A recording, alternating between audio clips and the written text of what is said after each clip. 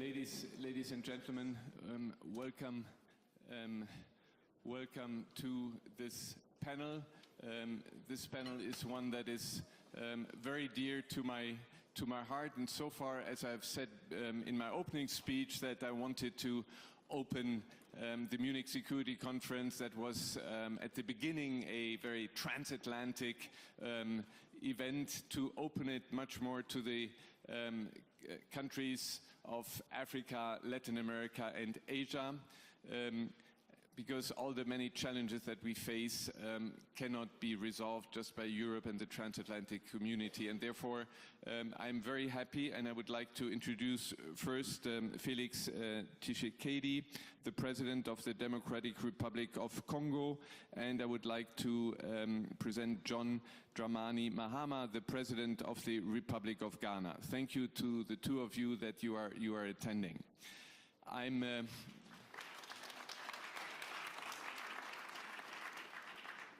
We know that to be here at the Munich Security Conference, you are missing parts of missing the summit of the African Union, so we really appreciate that you are here.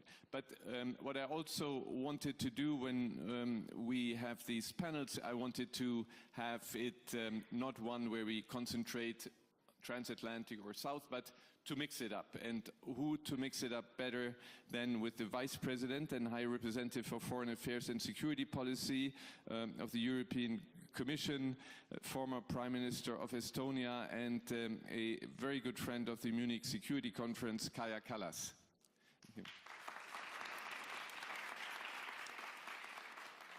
And those of you who listened to my introductory speech, I said, well, we here in Munich want to reach peace through dialogue, but on a basis. And this basis is the United Nations Charter, the rule of law, the Universal Declaration of Human Rights. And I'm very happy that we have Volker Türk with us, the High Commissioner for Human Rights, the United Nations. Volker, thank you very much for being here today with us.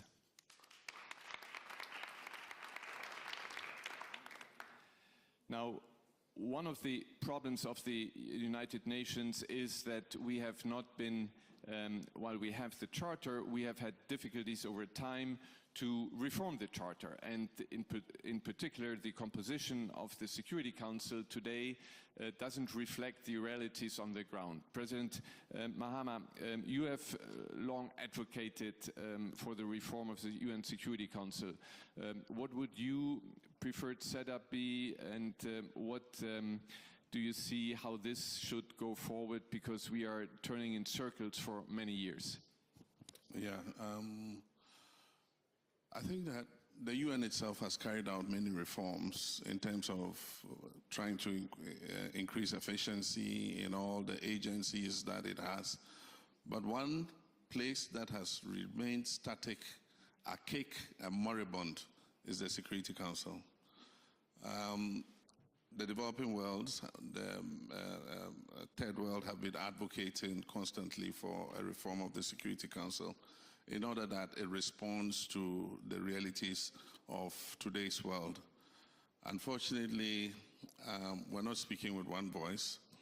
I think that the main issue that is a stumbling block to the reform of the Security Council is the question of the veto. And so I think that, one, let's expand the council, let's add additional permanent members, and after we have expanded the council, we can discuss the veto. The veto should not be a stumbling block in adding permanent members to the Security Council. But that is one aspect of the United Nations that is in need of urgent reform in order that it can respond to today's challenges. The UN becomes more relevant even today in a fragmented world, because when there's fragmentism, we need more multilateralism, we need more global cooperation.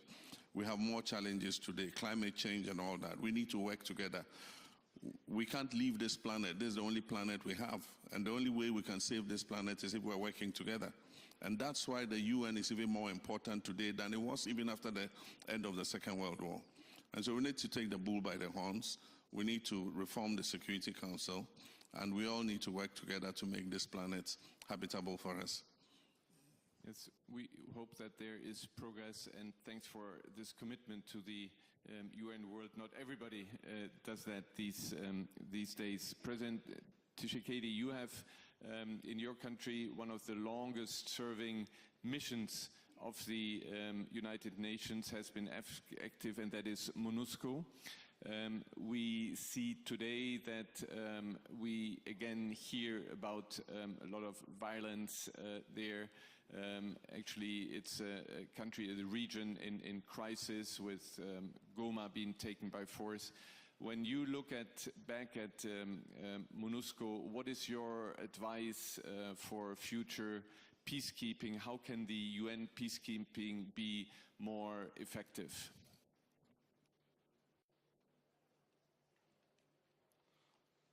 Bien, merci. Je crois que la réponse à cette question revient sur la première question que vous avez posée au président Mahama. En fait, c'est celle du rôle de l'ONU. Si aujourd'hui mon pays a été attaqué de manière ostentatoire et que ça n'est pratiquement pas ému grand monde, ça veut dire que le droit international est totalement remis en cause. Comment se fait-il qu'un pays, l'intégrité d'un pays puisse être violée comme ça, ses habitants être massacrés, sans qu'il n'y ait de sanctions contre le pays qui en est responsable? Cela donc pose la question de l'Organisation des Nations Unies, qui pour moi est devenue une organisation à deux vitesses, selon que l'on est puts the role of the United Nations into question, because it, I think, reacts in two speeds, in a way, in two ways, whether it is a weak country, a less privileged country or not. And I think that very much puts multilateralism into question.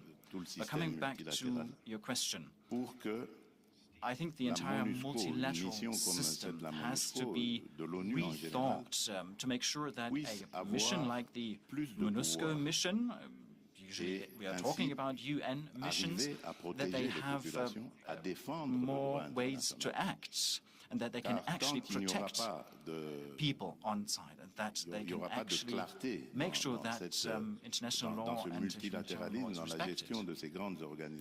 And I think as long as we've not solved this question of multilateralism, as long as it's not really been made clear what role international organizations such as the United Nations play, the international law is going to be disrespected by different parties. And this is a conflict that has been going on for over 20 years in the DRC. The mission has been here for many, many years as well, with the task of providing stability and protecting the people. Today, over 7 million people have been displaced in the DRC, internally displaced, and that is also due to the most recent actions taken by Rwanda. Rwanda has repeatedly provoked such situations for many years, and there have not been any countermeasures taken, no measures taken to ascertain the territorial integrity of the DRC. And that, of course, leads to reactions, and other countries might use that as a role model. It's a precedent that is created. Now, of course, it's a complex issue. The entire conflict itself is very complex, but I think we quickly have to tackle these issues, because in particular on our continent, on the African continent, this can set a precedent that can lead to more instability. UN missions with stronger mandates, which you get from a new composition of Security Council. for the European Union and European Union members that have always been strong supporter of the UN. How do you look at the UN right now when the United States is withdrawing from the World Health Organization, withdrawing from the UN Human Rights Council, withdrawing from, I think, UNESCO, etc.? How do you look at that? Is Europe ready to take a lead there in defending the UN Charter? Yes, first I would go back in history. Why United Nations was established after the Second World War, that there would be no more wars in the world. So the UN Charter states the principles, how the states should communicate with each other and what rights the states have. What we see now is that we have powers constantly violating UN Charter when it comes to Russia attacking Ukraine, when it comes to Congo, what is happening in Congo, when it comes to different wars in the world. So clearly the rules are not functioning correctly. The principles are still there, and EU stands behind all those principles when it comes to territorial integrity, sovereignty of countries. But we definitely have to really develop the international law further, because what we heard when President Xi of China visited President Putin of Russia, and he said there that you and I together, China and Russia together, we are leading the changes in the world not seen in 100 years. So I think this is something that we need to really keep an eye on. What the international order lacks is accountability. I mean, the principles are there, but what happens if you really violate those principles? And there we really need to work for the accountability so that we can prevent wars in the future. But I think every international crisis what we have had in history is also the room for developing the international law further. And we really need to get our act together, all those who believe in multilateralism, and like the previous speaker was saying, there is no alternative really. We have to do things together if we want to prevent peace. By the way, one of the elements of the United Nations when it was established, and the Security Council that was also established there was that there would not be, nuclear weapons for the smaller countries, because the bigger countries will keep peace in the world. But right now, if we see that this is not happening, I mean, then of course we could also see the proliferation of nuclear weapons, because that seems to be the only thing that protects you, and that is one very dangerous world. Yes, but still, you also say that the principle as such, we should continue to adhere, make clear that also there is accountability for violation, etc. Volker, where you sit, responsible for human rights, defending human rights, how, when you get up in the morning, I mean, you must have had a nightmare before, because when you look at violations of international humanitarian law, international human rights law, it must be, as I said, a nightmare for you. How do you describe the situation, and what is the remedy? I mean, I fully agree with the two presidents, with the High Representative, that we are going through a very profound change in the world.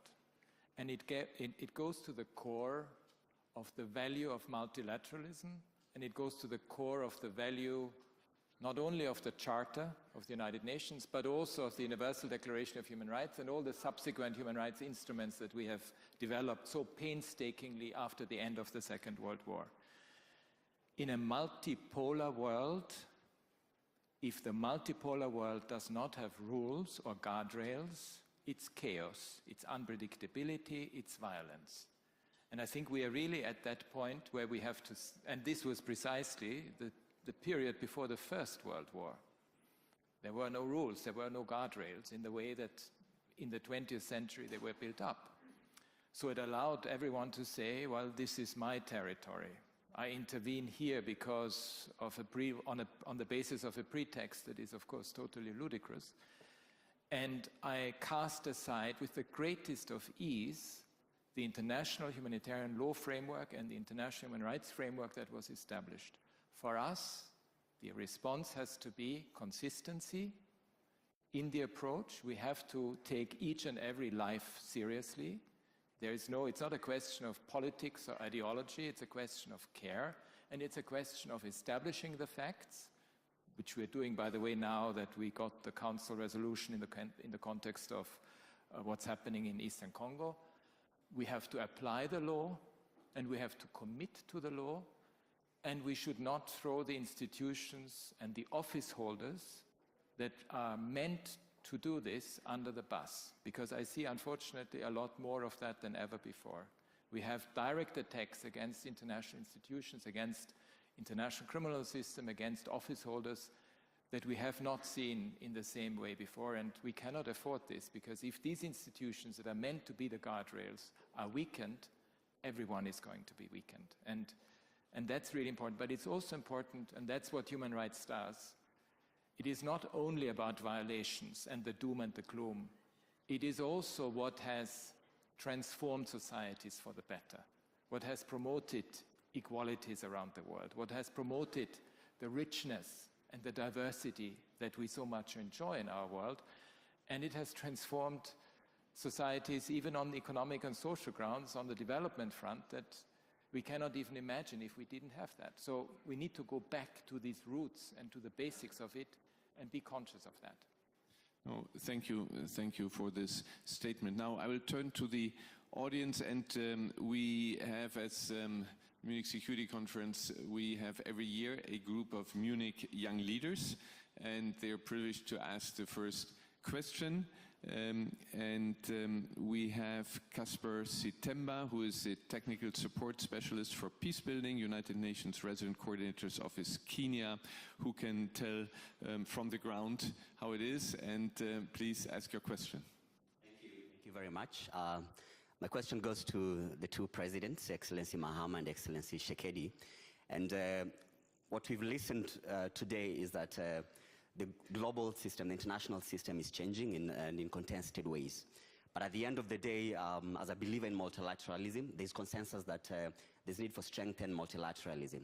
So the question to you is, do you believe that regional organizations, as they are right now, whether it's EAC, SADC, or the African Union, have the credibility to help you or all of us address some of the challenges that we face? And are there complementarities with the UN, with the reformed UN system right now for that to be able to happen?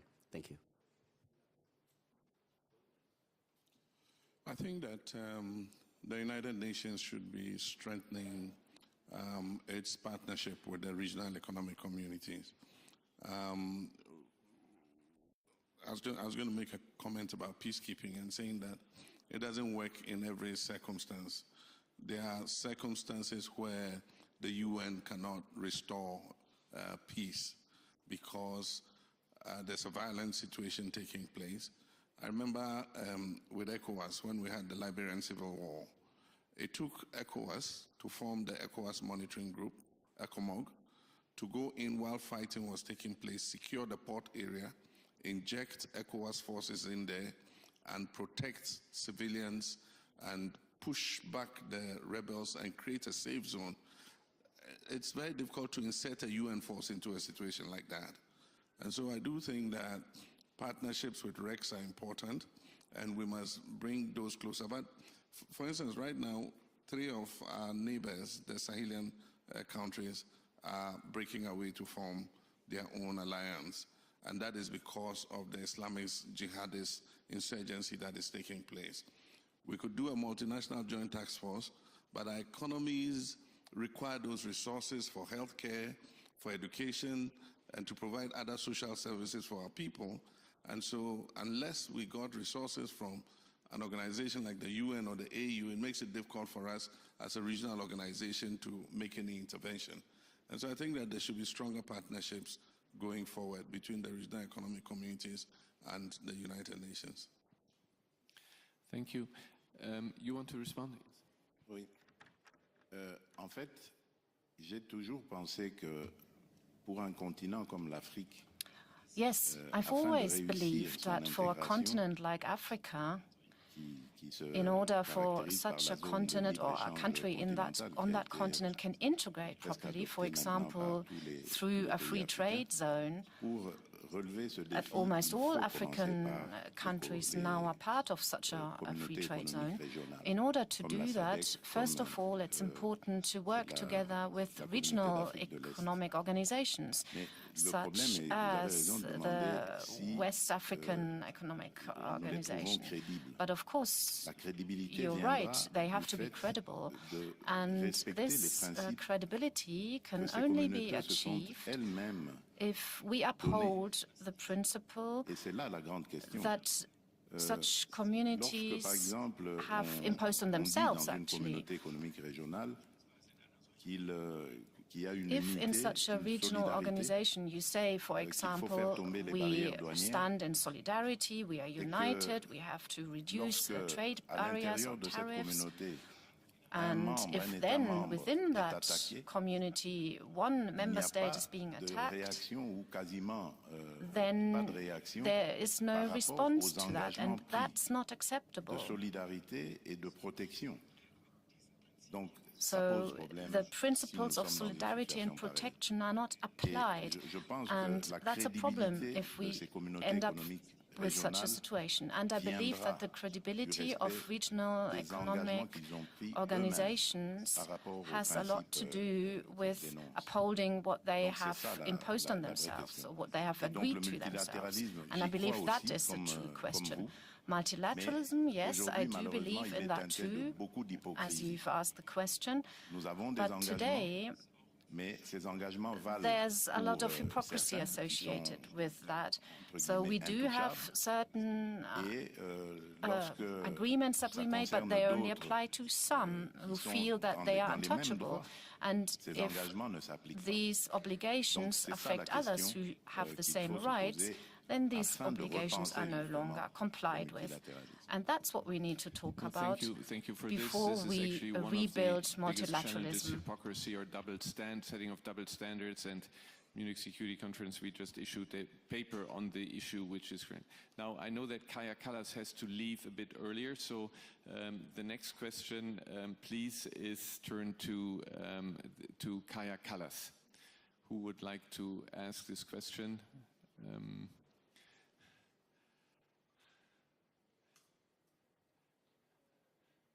Nobody for the High Representative. Yes, we have one. Please go ahead.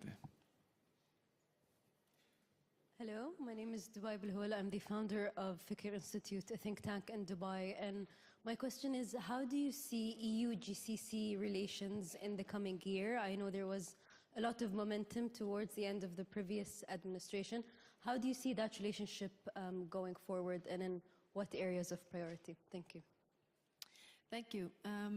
First, I think, well, European Union has a lot of possibilities in these turbulent times. I think in terms of multilateralism, we definitely are the reliable partner that everybody's looking at. So we see a lot of countries, but also organizations behind our doors, and we have different priorities for different regions, because you know, some are more strategic to our interest than the others. Of course, the funding or the really the most important interest or worry we have currently is the war going on in Ukraine. We can't overlook at that. So all the relationship we have with other countries as well is in that prism as well, because that is the existential threat for Europe.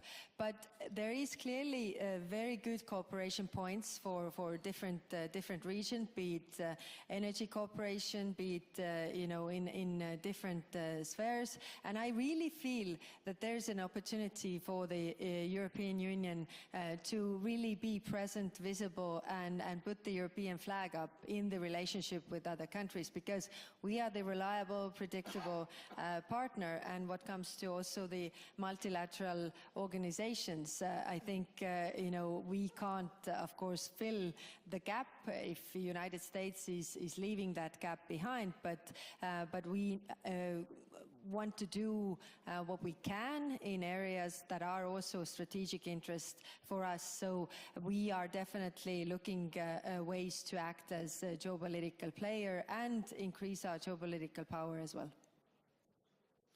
Thank you. Next question. I think somebody wanted. Yes, please go ahead.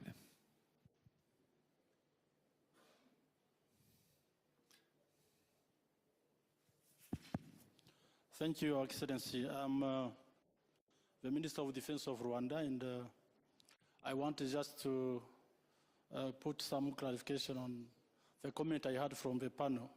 So, first of all, Rwanda is committed to supporting the multilateralism.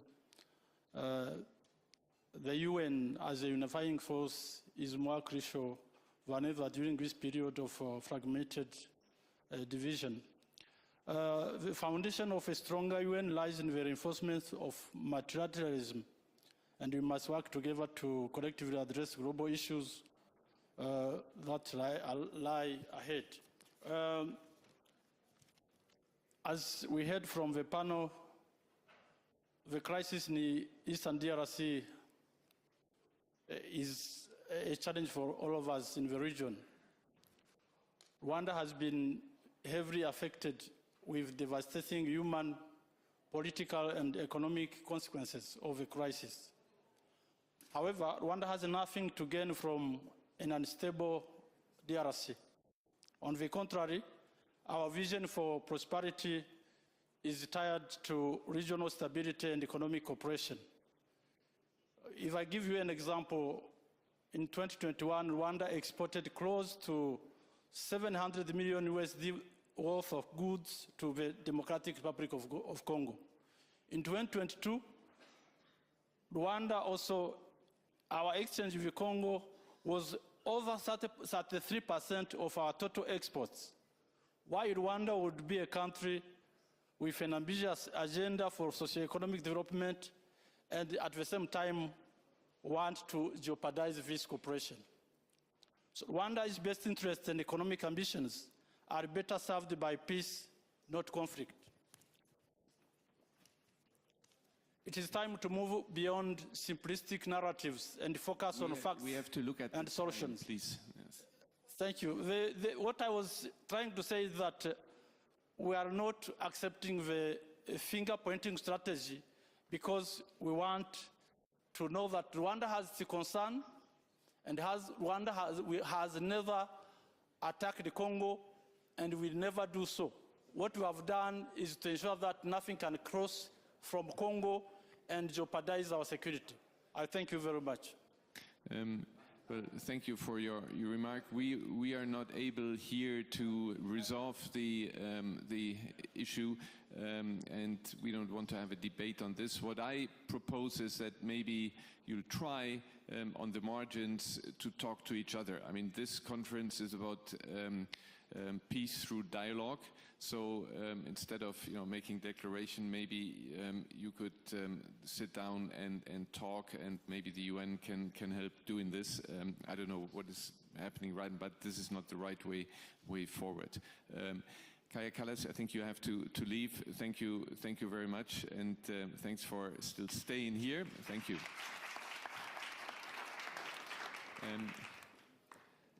Another question, yes, please.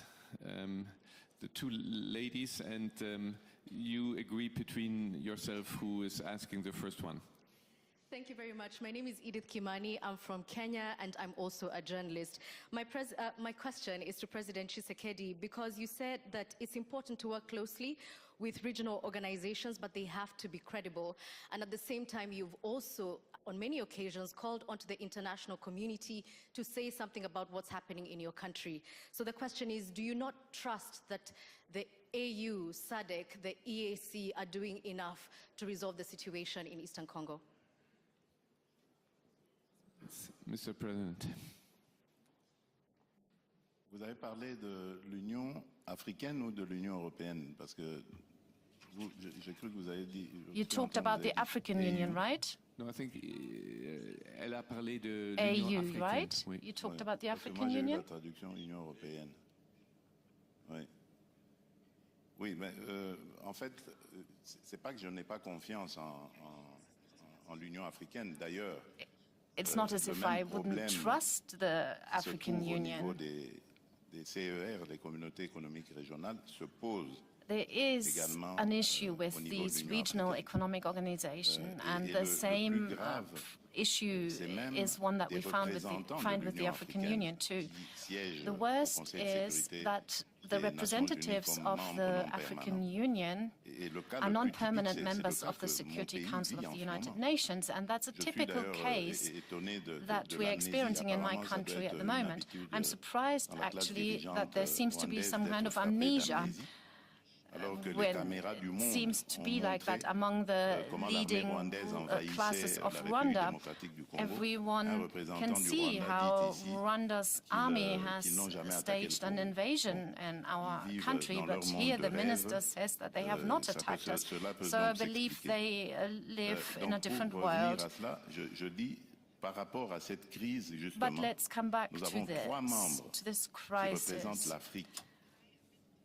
There are three actors, or three members that represent Africa in the Security Council. They are non-permanent members, and they are not able to come to a resolution that will ban the malignant acts of Rwanda against us, and there are members on the Council that block this resolution that could condemn Rwanda. So all day there's talk about unity of the African continent, solidarity and fraternity, but when concrete realities are concerned, we are not able to uphold these principles and to voice them. And that's the problem about multilateralism in Africa. That really is the big issue. And that's why it really affects the credibility of our organizations. We have to be honest about that. At the international level, there's similar hypocrisy. It's unfortunate that Mrs. Callas had to leave, because in the European Union too, memorandum of understanding has been signed with Rwanda, a country that has no resources, no natural resources, and the memorandum says that you want to exploit natural resources, but the country doesn't have any, and the country is well known for exploiting its neighbor. Do you think that is normal? That's a huge hypocrisy, right? Luckily, this is now public knowledge and has led to a mass movement, and now pressure is being put on the European Union to change that. It's unfortunate that you're only asking this question now, because it would have been really interesting to hear the High Representative on that question. Still stick around, so maybe you have a chance to pick it up with her afterwards. Although she's not in charge of the trade, nevertheless, she's member of the. Now we have 15 seconds left. Can you ask 10 seconds and have a 5-second answer? Yes, I have one question to the DRC president. My name is Mime Fo. I am journalist with the German broadcaster DW. Today we are having reports that the M23 rebels have taken over Bukavu, just at the airport in that strategic city. I wanted to first of all find out what your reaction is to this latest news from the DRC. And the second question that I wanted to find out from you is, it seems like African regional bodies are failing, and even you are here abroad also trying to seek solutions to the situation in the DRC. Is it possible for you to have one-on-one discussions with the president of Rwanda to put an end to the conflict in the DRC, and what is stopping you from doing that? That's my first question, and the other question is to... One question only. Okay, yes. Sorry. Je vais commencer par la dernière question sur les discussions avec le président du Rwanda. I'll start with the last question about talking with the president of Rwanda. Yes, we've done that on 15th of December. A peace agreement was supposed to be signed, or negotiations were supposed to take place, but he did not come. He attacked us, and he violated the integrity of our borders. And for this reason, the question should be posed to him.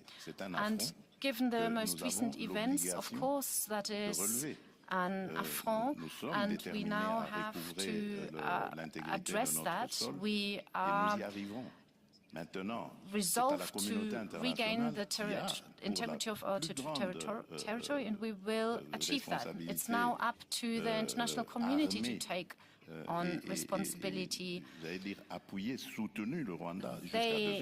international community is armed, and it has supported Rwanda in the past. Rwanda is exploiting Congo's resources, so it's up to the international community to do everything to prevent this conflict spreading in the region, because we will not accept this kind of behavior. But there are other countries too that feel threatened. Burundi, for example, they've closed their borders to Rwanda, and there are also other countries that are thinking of what kind of position to take. And of course, it could lead to a spillover in the region.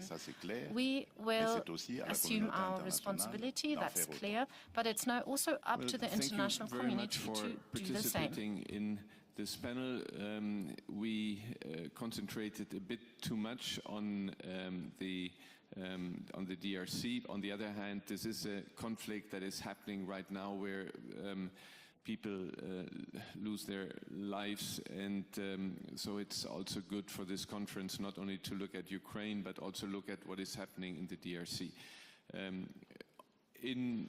When I was in the UN, our African colleagues in the Security Council always said, well, African solutions to African problems.